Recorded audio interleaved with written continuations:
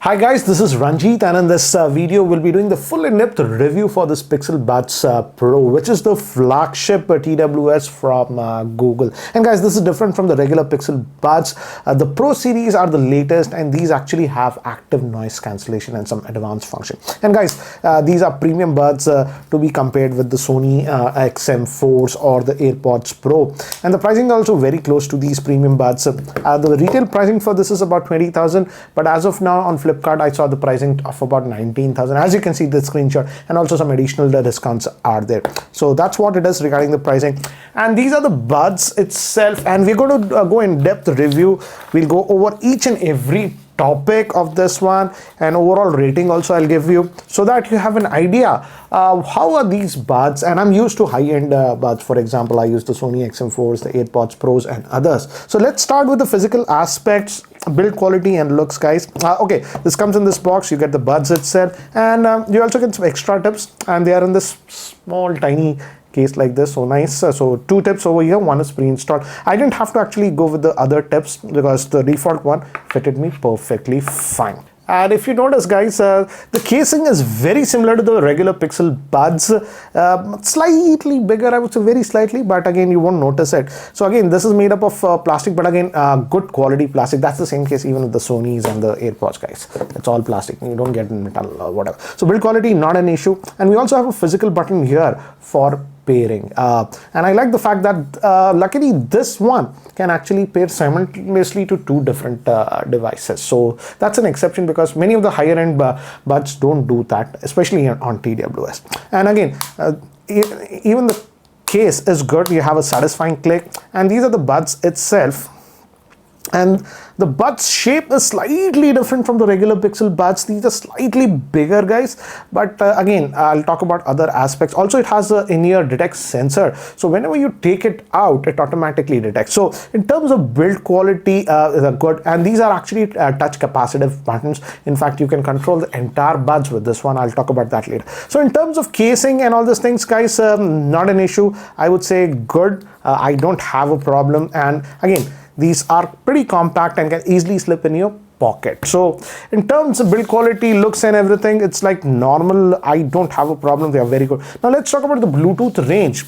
Here I would say it's decent, but not spectacular. Don't get me wrong, in the single room, no issues at all. Even in the next room when I went, it was fine. But when I went to the third room, which is actually limits of the buds, it started disconnecting. So it's good enough, I would say. But not among the best. Some of the best I've seen that even in the third room they were not disconnecting, but nevertheless not an issue, I would say. Now let's talk about lag while watching the video. And here also I did not have a problem, guys. I watched some Netflix movies and even YouTube videos with this one. Sometimes in YouTube videos, after pausing, I saw lip sync, but again when I paused it and I re-resumed it, it was fine. So again, I would say for watching videos, it's not a problem. But again, guys, if you are expecting competitive gaming with any TWS, not only this, anyone, you will notice a slight lag. That's the nature of these TWSs. So again, for regular consumption, I did not have a issue. Even while watching movies, etc., on smartphone and tablets, I did not have an issue. That way it's fine. Now let's talk about the app and the customization. This can be an important aspect. So let's see what it is. I used this with multiple phones and also with this S22 Ultra, and you get this Pixel Buds app. You can download it very easily from the Play Store, and again it works on any Android phone. Yeah, it's not that you only need a Pixel phone. On Pixel phones, it's just pre-installed. That's the only thing. So let me just take this out, and again it also has a LED light. We have it in two colors, guys, white and orange color. So let's just take it out, and immediately the interface is very, very simple. As you can see, you just open, you get an idea about the battery on each of the buds and the case itself. And again, the case, as I've told you guys, it is having the Type-C for charging, and also wirelessly you can actually charge this one. So you get some touch controls, basic, as I've told you. We have the touch controls over here, and in this area I love these buds, because this touch control, if you notice, yes, you have the regular stuff, like for example swiping. If you tap once, it'll pause the music, and again double tap goes to the next track, triple tap goes to the previous track. All those functions are there. But one thing that I loved on these buds, and I don't think so any of the even premium high-end TWSs have that, is You can even control the volume with this one. So when I was using these buds, I hardly had to go back to my smartphone, because sometimes what happens is when you're listening to music, some of the musics are mastered at a higher volume level, some are at a lower level. So you have to constantly adjust the volume. Here, with just a swipe like this, you can increase or decrease the volume, and it works brilliantly. It's not buggy implementation or something that it does not detect. This one actually worked so brilliantly, and I just love it. This is a feature that every premium TWS should have. Luckily, Pixel Buds, in terms of what do you say, the controls that you can do with the buds itself, this gets a 10 on 10 for me, because none of the premium buds actually you can do so much functionality. Even of course, at the left bud you can customize. For example, you can move to the transparency mode, or you can switch on to the active noise cancellation and all this thing. So in terms of customization, it's really good. And as you can see, the app, it gives you an idea how to custom. If you want to like train it, it gives you an idea about this. Basic, not a lot of customization but there. And touch to hold, you can actually customize it what you want. For example, if you go over here, you can customize. If you want active noise cancellation, talk to the assistant also, you can Google Assistant, you can enable, or you can toggle between like what do you want. From left, I have done from active noise cancellation to transparency mode. You can also switch it if completely off, but I was mostly testing this with active noise cancellation and the transparency mode. And the button customization, I like it. But if I talk just about the app, if I go back, let's just go back. If you go to the sound, we have just basic stuff over here. Noise cancellation off, or again this has detect. That's why if I only put it in my ears, then only the noise cancellation will work, as you can see, because it has the sensors. So I can move between the transparency mode, noise cancellation, and all these things. But if you notice, we don't have a proper equalizer on this one. I'll talk about the sound department later on. You do have this volume EQ, so it enhances the equalization slightly, but I feel they should have given a proper EQ on this one. That way it could have been a lot better. I'll talk about the sound in the later part of the video, but in the app, I would say the app is pretty basic that way.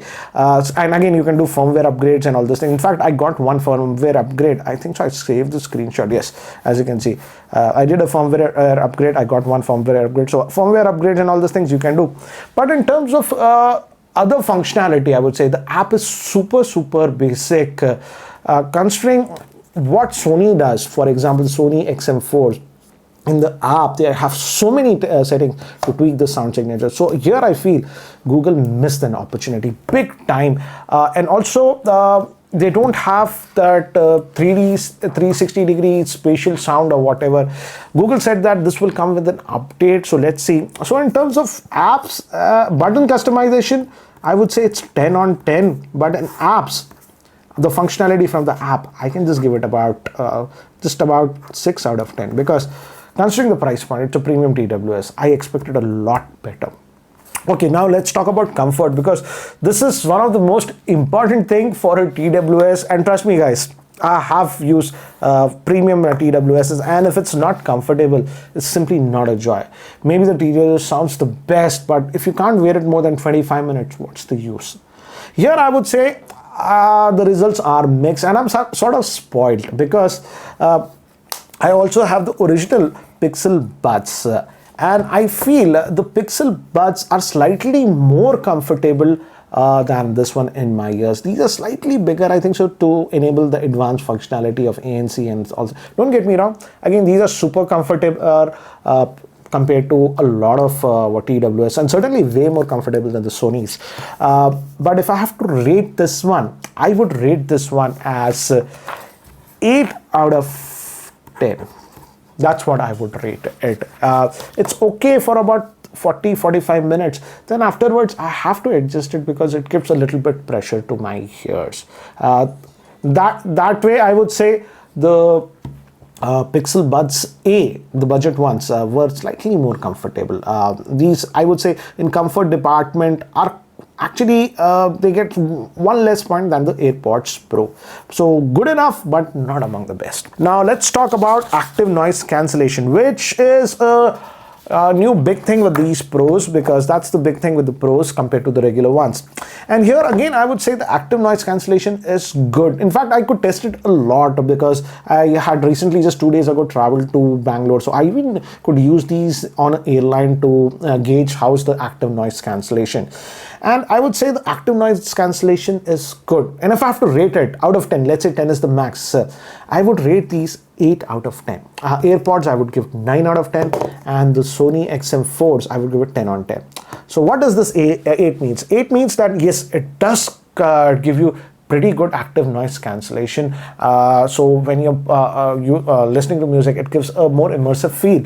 But again, it does not drown out everything. For example, even when I was in a taxi, I could slightly hear the engine noise on this one with active noise cancellation, and even in the airplane, it did not completely block out the engine noise. Don't get me wrong, it's not annoying or something, but again, I'm used to the best of the best in active noise cancellation, that is the Sony's. So here I feel it's good, but not among the best. That's my frank opinion. Don't get me wrong, if you haven't used any active noise cancellation earlier, you will be thrilled with this, but I have to be fair. It's priced around these other, so how it rates is, yes, that's how I would rate them. Okay, now let's move to the microphone quality for calls. Here again, I would say it's good. I did not have a problem, or the other parties did not say that, okay, hey Ranjit, we can't hear you clearly or something like that. So that way it is fine. And also it does cancel out a little bit of ambient noise. So that way it's good. But again, here also I would rate the microphone quality to be about 8.5 or something out of 10. Again, the best I would say still in terms of microphone quality goes to the AirPods Pro. These are the benchmarks, I would say 10 on 10. But certainly these are good enough that I did not have a problem, or others did not say that they were having issues with this one. Now let's talk about battery life. Here again, I would say I was impressed with these ones. Generally, if you notice, the TWS is the premium ones hover around, they claim about 4 hours, 4.5 hours, and some even 5 hours. This Google claims 7 hours of usage per charge, and this is with active noise cancellation. If you disable active noise cancellation, it'll be about 11 hours. To be frank, I never use them without active noise cancellation, and I would say the claim is very close. You can easily get about 6.5 hours of usage per charge, and you can actually charge these completely roughly about 3 times. So battery life is not an issue. I would say certainly among the best, almost as good as the XM4s, which I think so are the leadings as of now in terms of battery life. Now let's talk about the sound quality and the sound stage. The sound stage, I would say, is wide and enveloping, but I felt that it could have been slightly better. Don't get me wrong, it's really good.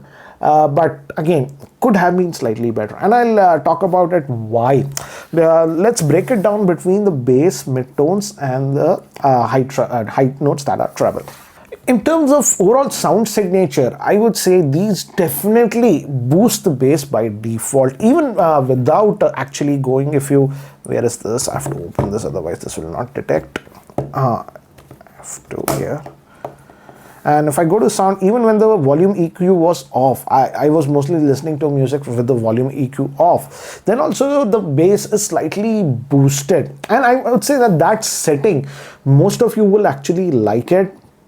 It's definitely enhanced bass. If you're a purist, you'll find that the bass is slightly higher, but again, I would say majority of you would like it. So that way, at the default configuration, the bass is very good. Most of you will actually enjoy it, and you get that good feeling on the bass. I would rate it about 9 out of 10.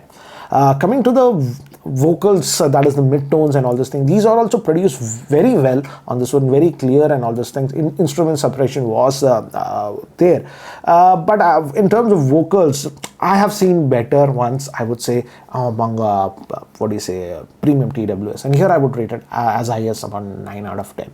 But when you come to talk about the treble tones, here I felt with the default sound signature what it had, it was a little bit lacking to me. Here, I expected a little more considering the price point of this, to be frank. It's not bad, but here, I would say I would give it a rating of about 8.25 out of 10. I expected slightly more sparkle on the higher end. But as I've told you, you do have this EQ setting, and if you switch on this EQ setting, you have just on and off, nothing fancy, just on and off. And when you switch this EQ on, what it does is it boosts the bass a little bit more, and even the higher tones a little bit more. So the higher tones, because of the EQ it's boosting, they sounded actually a little bit better, and they had that sparkle that was missing.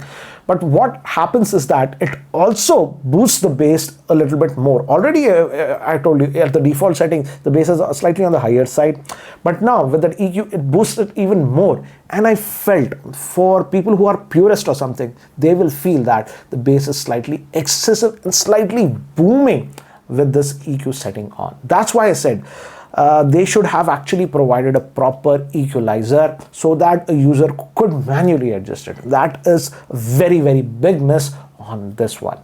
Overall, it sounds great, but just because of the lacking EQ, I would say, where you can customize it, if you're a purist, you will find it a little bit boomy in some of the songs. That's my frank opinion. Good, but not among the best. Okay, now let's talk about the overall rating. Again, I have to give 1+ point for the dual connection, which again Sony's don't do, the AirPods don't do. So that is a big plus point.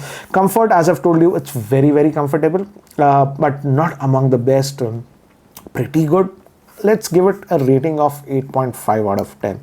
The regular Pixel Buds are 9 out of 10 for me.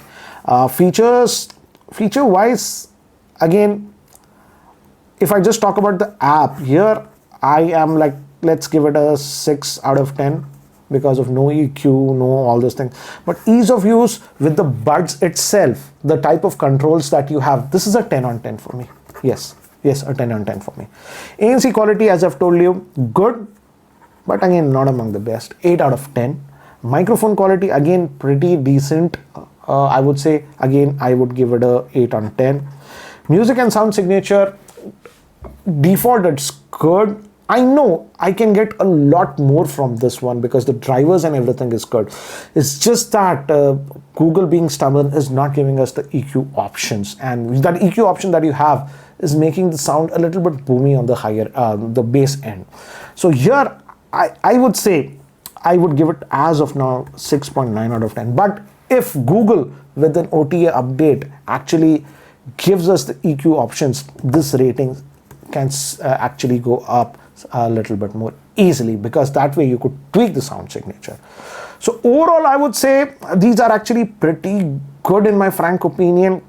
They get a 8.25/10 rating, and also that spatial audio, Google said that will come to these buds later on with an update. As of now, we don't have that, so I can't comment on it. So certainly I would say a pretty good TWS, a premium TWS, and that connectivity of two devices is a rarity. Even in these pricey TWS, we have that. Overall, it's great, I would say, but again, in some areas, I would say it's not among the best. That's my frank opinion.